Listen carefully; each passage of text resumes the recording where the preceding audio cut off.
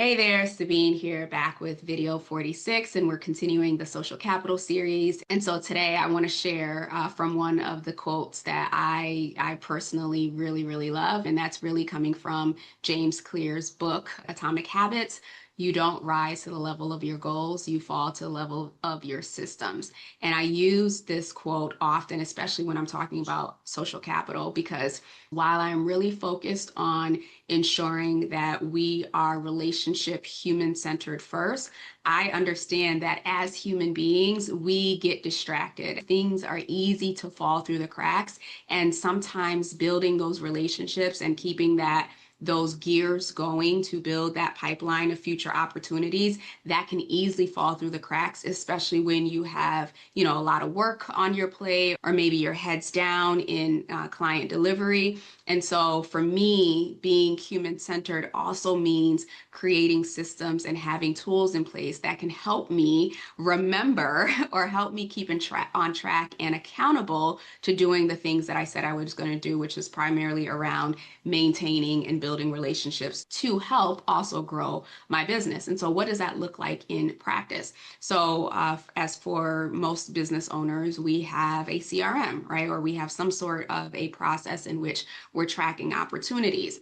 I'm leveraging that same mindset and the same discipline that most of us, as we should, have around our CRMs and building our pipelines, our business pipelines, with maintaining and building our actual relationships. Now, the two will cross over at some point, but I think what I usually see and what my and what individuals who come to the challenge or who have come through my talks say is that, they'll do something for a period of time and then life happens and they forget.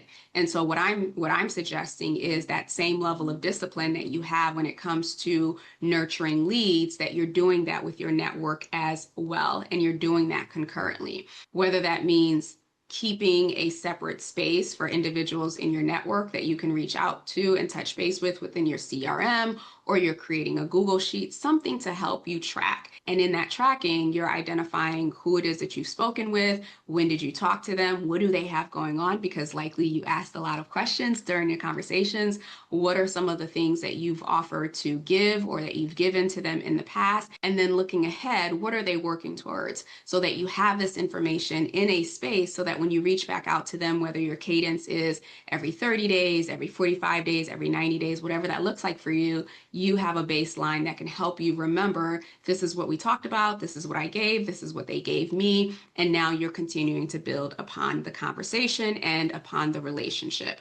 So again, we don't rise to the level of our goals, we fall to the level of our systems. And if you are not being systematic when it comes to leveraging and reaching out and engaging with your network just as much as you are in your leads and your prospects and your pipeline for your business, then you're really missing out on opportunity. Because when the two gears are turning, it's like magic, right? You have the outreach that is going through whatever the cycle is, and then you have the people that you're connecting with who are naming you in rooms that you may not be privy to. We'll go into quite a bit of detail in terms of how to create the system, the tools that you can use to make it easier for you to remain consistent during the Cultivating Connections Challenge being held on December 9th through the 11th.